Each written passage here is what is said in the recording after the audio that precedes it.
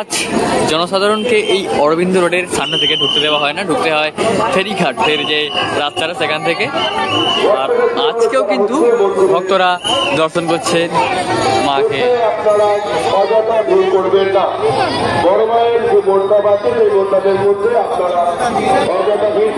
প্রচুর ভিড় রয়েছে অরবিন্দ রোডে। এই মুহূর্তে আমি যে রাস্তা ধরে হাঁটছি, এই রাস্তা কিছুক্ষণ পর আর প্রবেশ করা যাবে না, কারণ বড় মা এই রাস্তা ধরে এগিয়ে আসবেন।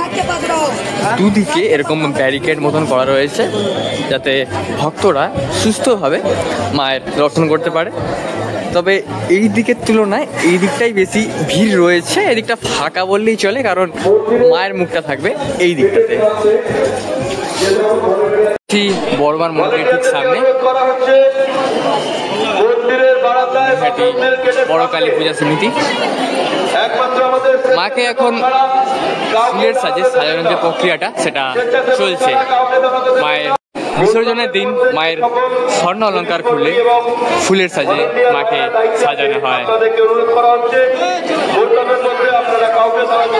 ঘড়ির কাঁটায় এখন 1:30 বাজে, আর প্রচণ্ড রোদ, গরমে একাকার অবস্থা, আর ভিড়টা রাখবার মতন।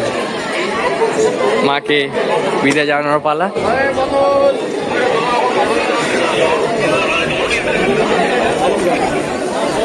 শান্তিময়ী মা।